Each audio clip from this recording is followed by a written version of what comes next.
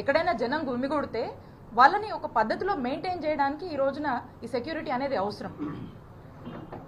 Law and order కంట్రోల్లో ఉంచడానికి ఇవన్నీ కూడా మెయింటైన్ చేయడానికి అవసరం. ఒక విఐపీ ఈరోజు వచ్చినప్పుడు Z+ కేటగిరీకి సంబంధించినటువంటి సెక్యూరిటీ ఇవ్వాల్సినప్పుడు కనీసం అతని గురించి కానీ ఏదైనా తొక్కిసలాటనో లేకపోతే ఏదైనా ఇంజురీ జరుగుతేనో లేదా సెక్యూరిటీ లేదని ఈరోజు మా లీడర్కి ఏదైనా హామ్ జరుగుంటే ఎవరిది రెస్పాన్సిబిలిటీ? ఎవరు తీసుకుంటారు ఈ రెస్పాన్సిబిలిటీ? ఇక్కడ ఏమీ లేదు అని చెప్పేసి ఏదైనా జరుగుంటే who is responsible for this? Is this not the responsibility of the police అని మేము ప్రశ్నిస్తూ ఉన్నాం.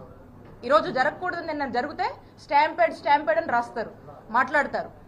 మరి ఈరోజు ఏమన్నా తొక్కిసలాట జరిగి ప్రజలు ఇబ్బంది పడి ఉంటే, ఈరోజు వేల సంఖ్యలో తరలి వచ్చినటువంటి రైతులకు ఏదైనా ఇబ్బంది జరిగి ఉంటే, ఏదైనా ఇంజురీస్ జరిగి ఉంటే ఈరోజు ఏం జరిగి ఉండేదండి?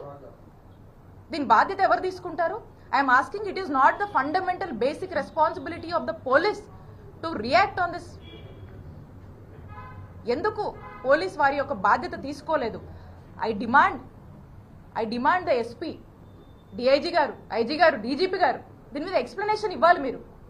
ఎందుకు ఒక ఎక్స్ చీఫ్ మినిస్టర్ ఈజో టూర్కి వస్తే ఒక ముందుగానే ఒక షెడ్యూల్ ఇచ్చి ఒక టూర్కి వస్తే ఎందుకు where you expecting some harm would have to happen to them or some stampede if something would have taken place? Who is responsibility? So కాబట్టి నేను అడుగుతా ఉన్నాను, we demand your explanation why they did not provide the security. అలాగనే బందోబస్తు అనేది ఒక అధికార పార్టీకే కాదు కదండి.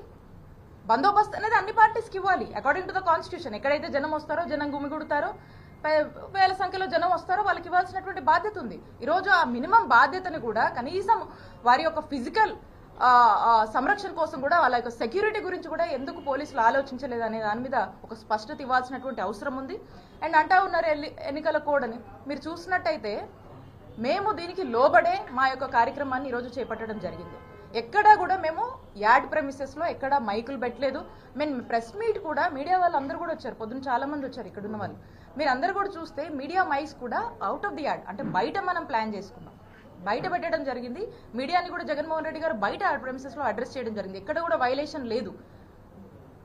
అండ్ మోర్ ఓవర్ మీ అందరికి కూడా తెలుసు, ఇక్కడ వైఎస్ఆర్ కాంగ్రెస్ పార్టీ ఈ ఎన్నికలకు దూరంగా ఉంది. We are not participating in this election. So మేము క్లియర్గా చెప్పాము, ఎక్కడ మా వంతు ప్రచారం కూడా లేదు, ఏమీ కూడా లేదు. అయినా కూడా ఈరోజు మా మాజీ ముఖ్యమంత్రి గారు జగన్మోహన్ రెడ్డి గారు టూర్కు వస్తే మరి ఇంత అలసత్వం వహించినటువంటి పోలీసుల విషయంలో ఖచ్చితంగా మేము దీన్ని న్యాయ పోరాటం చేస్తాము. దీని న్యాయస్థానాన్ని కూడా మేము ఫ్యూచర్లో మేము ఖచ్చితంగా ఆశ్రయిస్తాము. దీనికి ఎక్స్ప్లెనేషన్ ఇవ్వాల్సినటువంటి బాధ్యత ఈ అధికార పార్టీకి సంబంధించినటువంటి కుటుంబ ప్రభుత్వానికి ఉన్నటువంటి హైయర్ అఫీషియల్స్ ఎవరైతే ఉన్నారో పోలీస్ వారికి మేము డిమాండ్ చేస్తున్నామో మీరు ఖచ్చితంగా దీన్ని ఎక్స్ప్లెనేషన్ ఇవ్వాల్సినటువంటి బాధ్యత మీ మీద ఉంది.